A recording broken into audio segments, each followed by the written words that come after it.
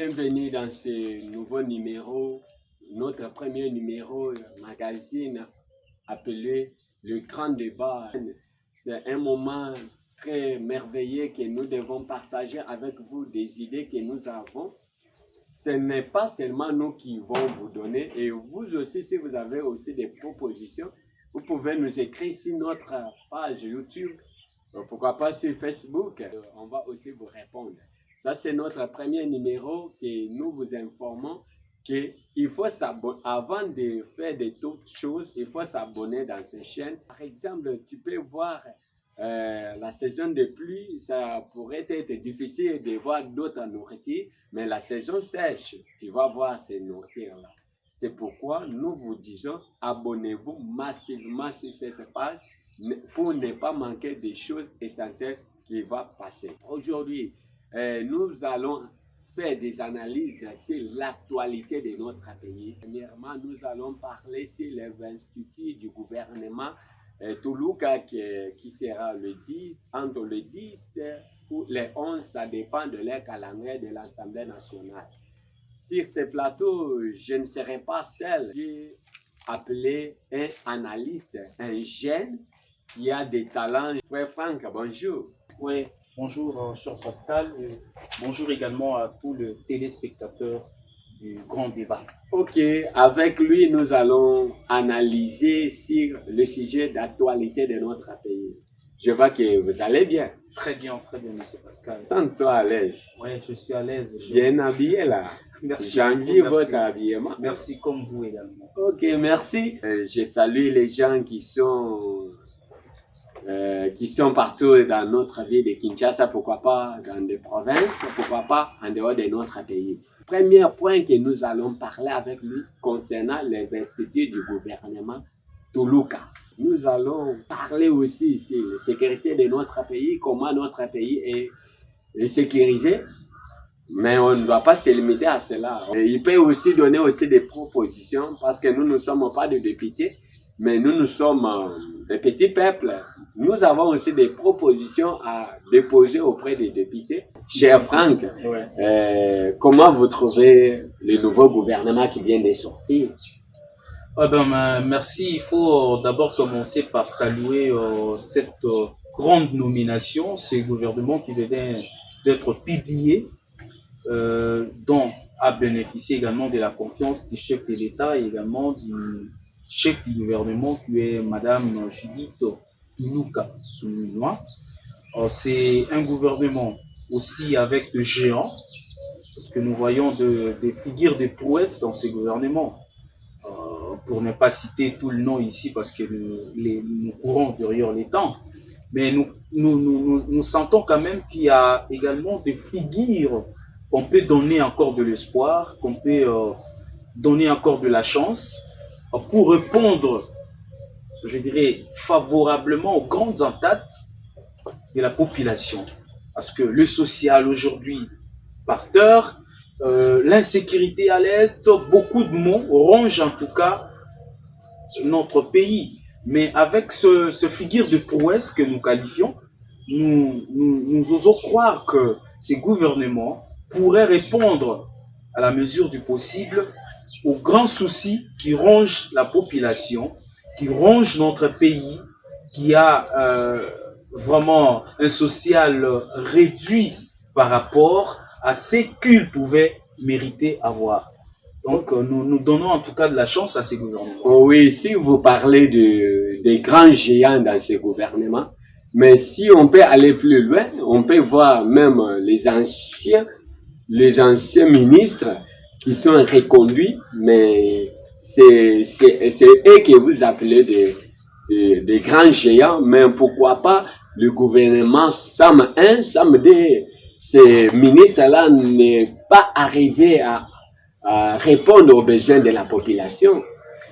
Parce que, justement, je veux répondre à cette question de cette manière. Répondre justement aux attentes de la population. Aujourd'hui, l'économie par terre, l'insécurité, n'en parlons pas, de faim, il y a des souffrances partout, je ne sais pas. Vous avez peut-être raison de le dire, mais une chose aussi est que dans ces gouvernements, la chance que nous donnons, c'est quoi? Il y a eu un peu de permutation ici et là. Celui qui était des hydrocarbures, il est devenu des sports, et ainsi de suite. Tandis que quand il était dans l'hydrocarbure, on a suivi son émission qu'il avait fait une semaine de formation pour qu'il puisse maîtriser les domaines acquis où il était nommé ministre.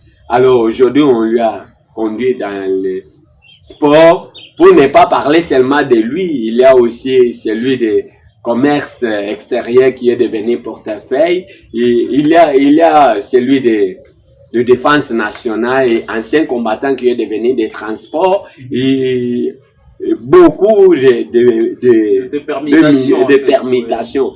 Pourquoi, quand ils étaient dans leur ministère, quand ils étaient dans le domaine où ils étaient autrefois, ils n'ont pas voulu faire répondre aux besoins de la population, alors quand on a essayé de permettre, c'est alors qu'ils vont répondre aux besoins de la population. Bon, dire qu'ils n'ont pas fait quelque chose, c'est fort.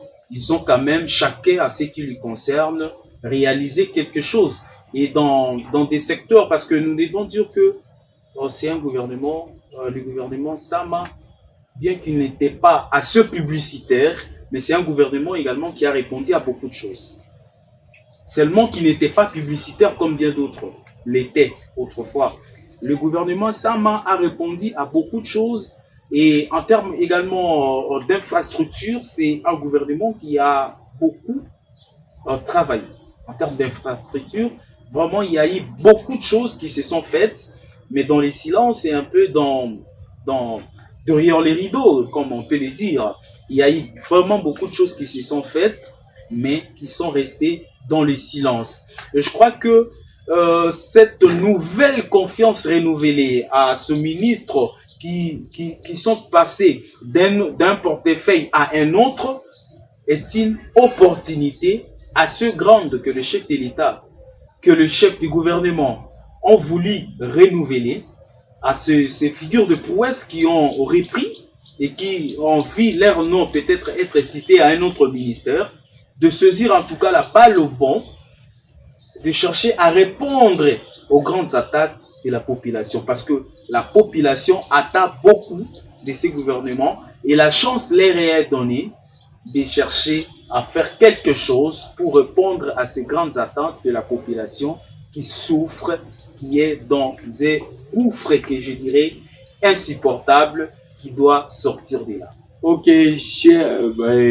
là où vous êtes, cette émission, ce n'est pas seulement de parler de français. Cette émission, nous allons aussi aborder aussi, et ça sera une émission bilingue, on va aussi aborder des lingala s'il s'agissait de le parler.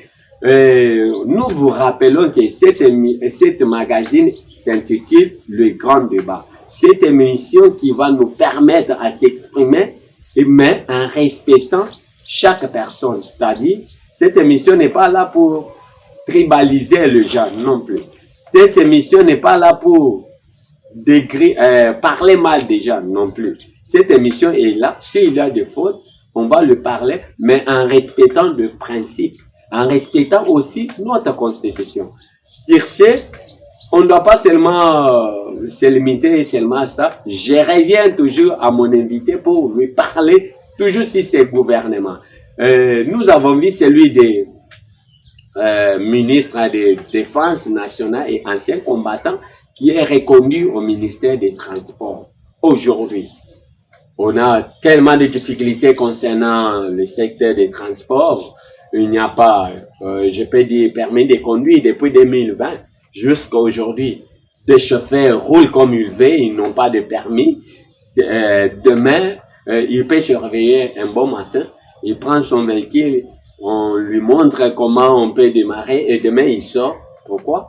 Parce que le pays n'a pas de permis, il est libre, il peut faire tout il peut faire. Pensez-vous réellement, mon cher Franck, que c'est lui, le ministre qu'on a nommé au ministère des Transports, peut résoudre ces problèmes de permis de conduire? Justement, pour répondre à votre question, c'est que c'est un ministère assez perplexe il y a beaucoup de réalités, beaucoup de choses y dedans. Et donc, c'est un ministère qui mérite vraiment beaucoup de sérieux, qui mérite un travail acharné pour répondre à beaucoup de ces questions qui font mal, n'est-ce pas, à ce secteur de vie. Le transport aujourd'hui à Kinshasa, plus particulièrement pour ne pas parler aussi des Congo profonds, c'est vraiment un casse-tête. C'est vraiment un casse-tête. C'est un secteur qui a beaucoup et alors beaucoup de beaucoup, comme vous venez de parler, je voulais ajouter un autre élément. Aujourd'hui, tu peux te réveiller. En venant le matin, tu avais payé le transport de 1000 francs. Mais en rentrant à la maison, tu écoutes le receveur qui commence à dire Vitabé, 200 francs. Moi, je croyais peut-être 200 francs, c'est 200 francs comme ça. Mais quand tu arrives là, 200 francs, ça devient 2000 francs. 2000 francs. Oui, okay. Chaque heure, le transport augmente. Le receveur fait comme si dans ce pays, il n'y a pas de loi, tandis que nous avons des lois. Il peut se comporter comme il veut, des chauffeurs. Il peut entrer sans cynique, il n'y a personne qui peut le... Mais je vois beaucoup de ministres. Tu peux trouver, tu peux voir même un simple bourgmestre de la commune. Il veut aussi prendre le sens cynique, et c'est ce que nous vivons dans cette ville de Kinshasa. Exactement, exactement. Voilà pourquoi je disais dans la table ici que c'est un ministère, c'est un secteur assez perplexe. Il y a beaucoup de problèmes. Il y a le problème d'embouteillage, il y a le problème d'infrastructures routières, tout ça. C'est-à-dire qu'en collaboration, le ministère, que ce soit le ministère des Transports et d'Infrastructures, doit vraiment se converger, surtout pour résoudre d'abord ce problème d'infrastructures routières. Il y a pas mal de routes qui sont en état de délabrement très avancé. Et cela ne permet pas, en tout cas, aujourd'hui, on peut dire que les transports, les prix de transport sont réglementés, mais demain, on voit que la situation redevient encore de la même manière qu'elle a été. Pourtant, c'est réglementé. C'est-à-dire qu'il n'y a pas assez de suivi dans ces secteurs, en fait. Et nous prions, en tout cas, à nos autorités, et surtout au nouveau ministre des Transports, de vraiment travailler dans son secteur de manière à se rigourer pour que les choses reviennent au rail, parce qu'il y a à boire et à manger là-dessus. Oui, nous voyons aussi le ministre de l'enseignement supérieur et universitaire qui est conduit dans une autre ministère, tandis que beaucoup de populations demandaient que ce monsieur-là n'a pas arrivé à accomplir réellement de vision de chef de l'État. C'est vraiment pitoyable. Nous vous disons, nous sommes là pour analyser et donner nos points de vue et aussi les vôtres. Ce n'est pas seulement nous. Et vous aussi, vous pouvez aussi nous faire des points de vue. Nous sommes là pour vous répondre. Notre magazine s'intitule, comme je le répète, le grand débat, une émission de jeunes. Parce que nous voyons que des vieux ont en train de... Tu vois, quand quelqu'un est devenu vieux, il n'a pas le souffle de courir. Mais c'est nous les jeunes qui ont cette souffle-là de courir. C'est pourquoi quand nous voyons nos vieux ont en train d'aller vers leur fin, c'est pourquoi nous devons prendre nos relèves, prendre nos choses en main. Sur ça, on ne doit pas seulement se limiter sur le gouvernement, mon cher. Nous allons aussi parler de prêcher à la population congolaise l'amour de leur pays, l'amour du patrie. Tu peux remarquer les gens, souvent les soirs, je faisais un petit déplacement à côté des villes. Tu trouves quelqu'un qui marche tout au long du boulevard. Des véhicules qui viennent, il peut klaxonner. Ce monsieur-là s'en fout des klaxons des véhicules. Je me suis dit, est-ce que réellement ces gens connaissent ce qu'ils sont en train de faire? Parle-nous réellement. Nous pouvons analyser sur l'amour du patrie. Comment un peuple ou bien comment un ministre, comme vous voulez que je puisse le dire, peut aimer son pays? Merci. Cette problématique est liée à la citoyenneté, à l'altruisme, également au patriotisme. Nous devons, à tout ce que nous faisons, vouloir d'abord avoir l'amour du pays, en tout et pour tout. Avoir l'amour du pays, aimer son pays. Parce que on n'aimerait pas voir ce pays croupir dans la misère. On ne voudrait pas voir ce pays vivre ce que est notre pays actuellement. Le déchet partout, la saleté partout, les ordures partout. Mais qui sommes à la base même de tout cela? N'est-ce pas nous, population? N'est-ce pas nous qui jetons tout ça? Ici et là, partout, il y a des saletés, on ne sait pas où mettre le pied, monsieur le journaliste. Mais ce n'est pas toujours un ministre qui doit venir vous interpeller alors que vous êtes en train de jeter les ordures sur même le boulevard. C'est pas possible. La saleté est un peu partout, dans la ville, à la cité et un peu partout. Mais quand vous parlez de problèmes de saleté, je me rappelle dans les temps de l'ancien gouverneur, que je ne suis pas là pour faire sa publicité, André Kimbuta. Il y avait le champ qui était là. Chaque matin, il balayait des routes. Il faisait vraiment des travaux. Ces gens-là, où sont-ils passés? Parce que si tu peux marcher même au grand boulevard que vous voyez là, il y a plein de saletés. Nous, les populations, nous commettons le dégât. Nous commettons des choses mauvaises en jetant des saletés dans l'eau. Ce qui n'est pas bon. Mais, que pensait faire l'autorité? Qu'est-ce que les autorités pensent aussi faire pour que cette saleté-là soit... Vous savez, même dans nos quartiers, dans les temps de Marshall, il y avait chaque soir, il y avait des véhicules qui passaient. Des véhicules là, je ne sais pas, cela était parti où, on ne sait pas.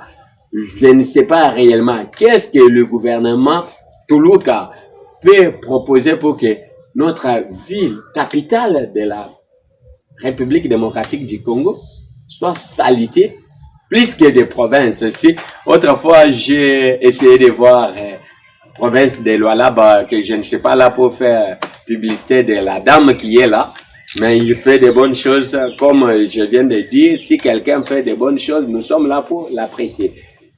Je vois la vie de Lualaba très propre, plus que la vie de Kinshasa. Dis-moi, qu'est-ce que les ministres qui sont nommés peuvent faire pour que notre capitale soit propre? Oui, parce que je voudrais également partir de vos propos pour essayer de forger quelque chose. Vous venez de dire, vous citez André Kimbuta, n'est-ce pas? André Kimbuta est passé. Mais qu'est-ce que nous avions fait de toutes ces idées?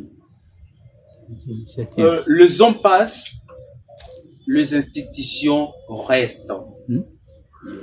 Parce que les hommes passent, les institutions restent, les bonnes idées, le programme qu'avaient également ceux qui sont passés ne doivent toujours pas être sujets de rejet. Quelqu'un peut être là, son tas arrive et il part, mais s'il reste, il laisse derrière lui de bons projets. Pourquoi pas emboîter les pas? Pourquoi pas continuer à concrétiser ce que l'autre qui vient de passer a laissé comme projet ou programme? C'est ce qui ne se vit pas dans notre pays.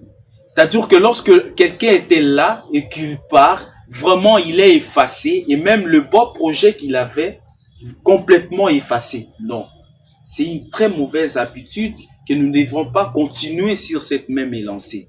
C'est-à-dire que si quelqu'un était là et qu'il avait de bons projets, qu'il avait de bons programmes, mais il faut continuer.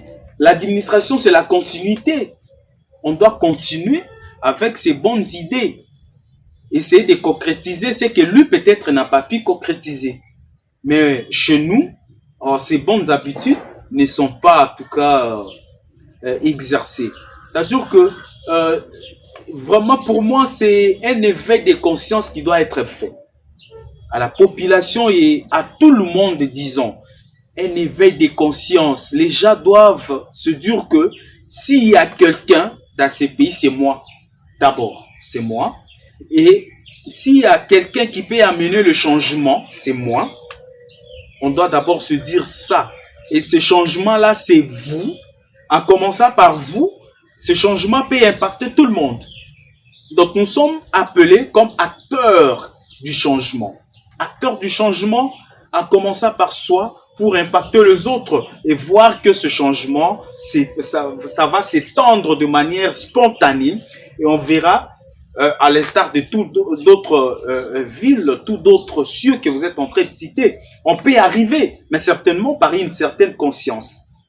On peut y arriver certainement lorsqu'on y met beaucoup de sérieux et d'éveil de conscience, certainement on peut y arriver sans beaucoup trop de force ou quoi encore, mais avec le veille de conscience, sachant pertinemment que nous sommes là et nous pouvons arriver à ce que nous voyons ailleurs. Parce que si vous quittez Kinshasa, vous partez un peu, quelque part, vous allez voir que mais ça c'est quoi ça? Et pour ne pas parler quand même d'une histoire d'un ami à moi qui a fait un déplacement et il est en Europe. Il m'a dit, Franck, j'avais acheté une bouteille d'eau que je prenais avec moi à l'aéroport de Njili. J'avais acheté 2 bouteilles d'eau. La première, quand j'ai terminé, je l'ai jetée directement là, à l'aéroport de Njili. Sans être menacé personnellement. Il ne s'est même pas menacé. Mais lorsqu'il est arrivé à ce pays de destination en Europe, il a eu du mal à jeter l'autre bouteille qui lui restait en main. Mais qu'est-ce qui a fait ça? Il était libre, il pouvait aussi jeter, mais qu'est-ce qu'il n'a pas fait? Il ne lui a pas permis de jeter cela. Parce qu'il s'est retrouvé dans un milieu où il voyait déjà quelqu'un avec une conscience patriotique qui lui reprochait de jeter cela. Donc, si on amène également ce système ici, tout peut changer. C'est bien pour votre exemple que vous venez de donner. Le changement, c'est toi. Le changement, c'est moi. Le changement, c'est lui. Le changement, ce n'est pas seulement Tshisekedi. Tshisekedi va chercher aussi le changement pour lui. Moi aussi, je cherche le changement pour moi. Toi aussi, tu me regardes.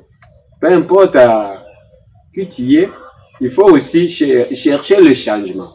Notre émission sur le grand débat, une magazine nourrie, qui est tellement de nourriture appropriée. Pour ne pas seulement se focaliser seulement sur un seul point, nous allons plus loin pour aussi interpeller nos gens de l'opposition et les gens de la majorité.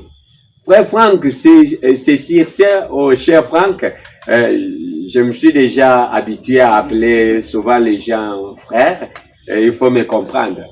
Souvent, je trouve au moins des difficultés entre l'opposition et la majorité. Si aujourd'hui, il est au pouvoir, il voit que tout marche très bien. Mais demain, quand il devient opposant, il commence à attaquer celui qui était aussi opposant autrefois. Il commence à l'attaquer. Pourquoi l'opposition ne peut pas avoir, comment pourrais-je dire, ne faut pas me traiter que je suis quelqu'un de la majorité ou bien quelqu'un de l'opposition. Non, je suis neutre, je suis un journaliste. Je dois rester au milieu du village. Pourquoi l'opposition ne peut pas aussi donner de bonnes pensées à la majorité? Pourquoi aussi la majorité n'arrive pas aussi à aider aussi l'opposition? Parce que l'opposition est là pour parler des mal que la majorité est en train de faire. Demain, quand il arrive aussi dans le pouvoir, toujours les mêmes faussetés qu'il avait condamnées hier, il continue à répéter. Pour ne pas aborder le temps, si je peux parler sur l'UDPS qui a fait 37 ans de lutte, aujourd'hui ils sont au pouvoir. On trouve toujours les mêmes difficultés. Manque de manque de nourriture, il y a des faim partout. Les taux d'échange, on n'arrive pas à comprendre. Tandis que si on peut aller plus loin, parmi les 6 points que le président de la République avait parlé lors de son campagne électorale, il disait qu'il va faire tous les moyens possibles pour maintenir, pour maîtriser les taux d'échange. Mais aujourd'hui, dans les années passées, on avait commencé à 90, 92. Aujourd'hui, $10, ça se va à 2000, comment pourrais-je dire, excuse, $100 au 28 288 285, mais dis-moi, aujourd'hui, hier, IDPS était opposant, aujourd'hui au pouvoir, hier, c'était au moins mieux, aujourd'hui, c'est très pire. Comment vous pouvez aussi nous parler concernant le nouveau gouvernement qui vient de s'afficher? Eh bien, le nouveau gouvernement qui venait d'être publié, c'est un gouvernement à la limite d'être les champions, les Warriors, comme les filles pour Sama Lukonde. Alors, ce gouvernement doit se passer au moins 2 answers en anglais, c'est-à-dire que la réponse. Ça doit être au moins un gouvernement, les answers, les réponses. Qui viendra donner des réponses. Donner des réponses à plusieurs problèmes qui sévissent dans notre pays. À l'opposé des champions, les Warriors, comme c'est fait le cas pour Sama Lukonde. Parce que les champions, un champion se repose parce qu'il a combattu déjà. Il a réussi. Il a réussi. Il se repose. Mais ce gouvernement doit être le gouvernement des bosseurs. Ils doivent travailler et alors travailler pour relever plusieurs défis que notre pays attend voir la réponse. Mais, ce gouvernement qui sera peut-être investi, si pas ce lundi, ce sera peut-être le mardi. Or, nous attendons beaucoup de vous. Nous attendons beaucoup de vous. Et nous comptons également sur le figure de prouesse, comme je le disais à l'entrée de cette émission. Vous qui êtes reconduits, chers ministres, nous avons beaucoup de révérence à vous. Et nous attendons que vous puissiez faire quelque chose de meilleur pour que ce pays décolle. Pour que ce pays décolle. Nous citons ici l'excellence Jean-Lucien Boussa, l'excellence Jean-Pierre Bemba, excellence Julien Paloukou, excellence Mouindo Nzangi, excellence Guy Luandomboyo. Vous êtes beaucoup, vous qui êtes reconduits. Faites quelque chose qui puisse relever le défi, les grandes attentes de la population congolaise. Il y a à boire et à manger. Ne parlons pas de l'Est du pays qui est la proie de notre ennemi. Mais qu'est-ce qu'il faut faire? Il faut conjuguer les efforts ensemble. Conjuguons les efforts pour en fait retrouver encore ces parties est de notre pays. Pour ne pas aller encore plus loin, je reviens sur le ministère de la Justice. Aujourd'hui, j'ai vu, on l'a confié à un opposant qui se disait qu'il était capable à gérer notre pays. Et heureusement, la population n'a pas pu à lui donner la confiance. Aujourd'hui, il est le ministre de la Justice. Comme le chef de l'État Tshisekedi le disait que la justice est malade. Aujourd'hui, nous attendons que cette justice-là puisse avoir sa guérison. Parce que il a taillé, il a pris quelqu'un de l'opposition qui se disait qu'il était capable de tout faire pour que notre pays puisse aller en avant. Nous avons vu aussi au ministère de la Défense, on a changé, on a essayé aussi à changer, on a nommé un certain monsieur qu'on connaît très bien qu'il était aussi parmi les conseillers des chefs de l'État. Si son nom m'arrive, je ne dois pas oublier. Ok, pour ne pas vous prendre tellement du temps, nous vous rappelons qu'on était ici dans cette émission, dans cette magazine, de parler, de faire des analyses sur un nouveau gouvernement qui vient d'être nommé et qu'on attend investiture demain ou bien mardi. Si ces plateaux, je n'étais pas seul, j'étais accompagné par mon jeune frère Franck, que nous venons de faire, qui vient de nous donner ses propos. Il vient de nous parler concernant l'évolution de notre pays. Cher Franck, pour terminer notre émission, ou bien non pour terminer, pour qu'on puisse se limiter pour aujourd'hui, parce que si on parle pour terminer, c'est-à-dire on ne doit pas encore le faire. Pour ne pas aller plus loin, dis-moi quelle proposition ou bien quelle idée que tu donnes à ce gouvernement pour que toute chose puisse, en tant que jeune, en tant qu'étudiant, je vois, pour que demain ou le lendemain, si on peut aussi te nommer, par exemple, un DG d'une entreprise quelconque, tu peux aussi faire quelque chose pour montrer réellement que tu aimes ton pays. Donne-nous aussi quelques conseils et quelques propositions que tu proposes au nouveau gouvernement de Toulouka. Oh, bien merci, cher Pascal. S'il m'était donné de pouvoir proposer quelque chose à ce gouvernement, c'est de leur dire que laissons d'être assez bureaucrates, soyons les hommes de terrain. Les hommes de terrain, cher ministre, ne contemplons pas seulement les 4 coins de nos murs des cabinets ministériels. Soyons ceux qui seront sur terrain dans la concrétisation du projet, du programme d'action qui sera, si pas demain ou après-demain, défendu par le gouvernement. C'est-à-dire que ce ne sont pas seulement les belles phrases qui sont arrangées et qui constituent en fait le programme d'action. On doit voir cela. Les choses qui seront dites en termes de programme d'action, ce sont des choses que nous aimerions voir s'être concrétisées. Mais pour que ces choses soient concrétisées, il faudrait des hommes et des femmes de terrain.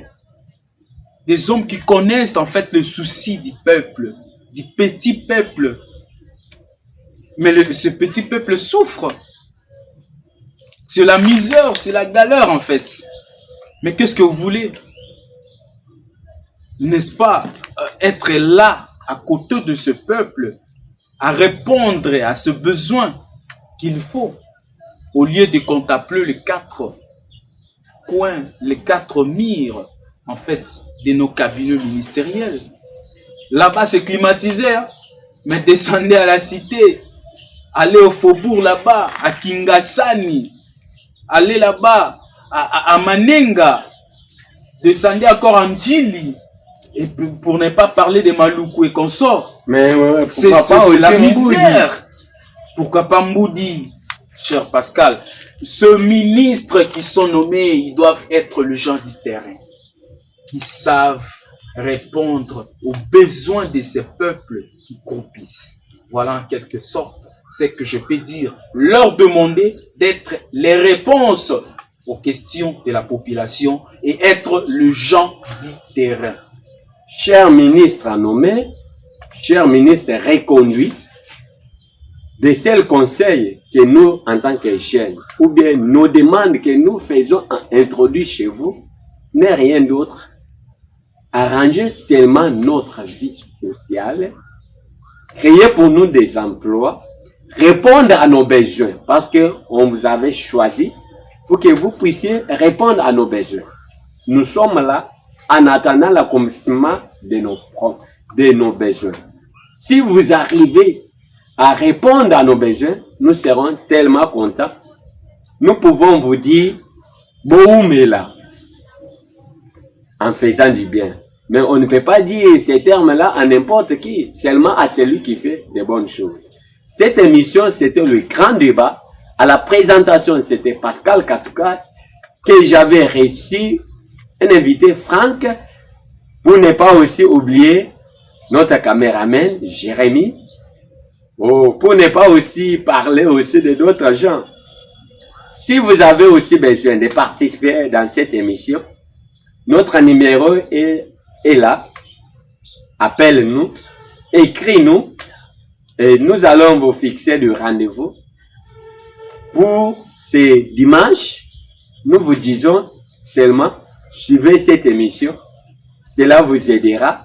Même, cher ministre, cela vous donnera aussi des manières de regarder des choses, les contraires. Parce que autrefois, tu regardais seulement de ta famille. Tu n'es pas seulement le ministre de ta famille, non.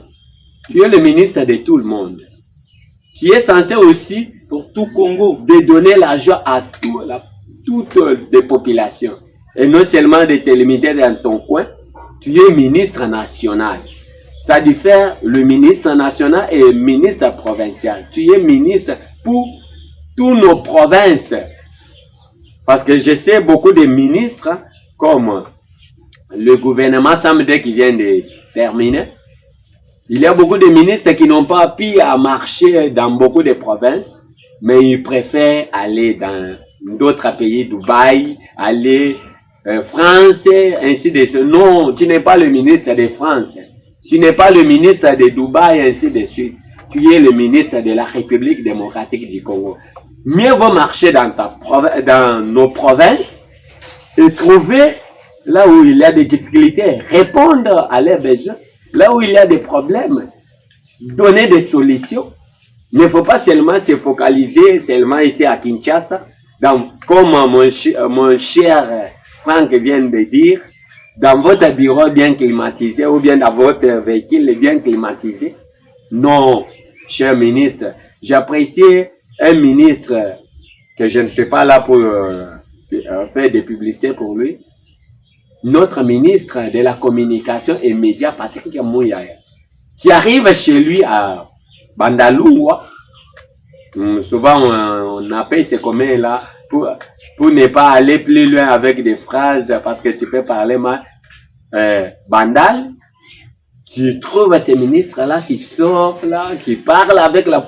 C'est ça ce que nous voulons. Aimons les pays. Il faut aussi affronter des populations, connaître aussi les besoins des populations. Cette émission est là pour parler aussi de la sociale.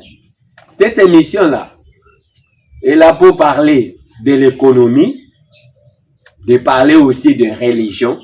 Sinon, quand je me rappelle de religion, nous avons perdu un grand pasteur du message. Ce n'est pas seulement lui.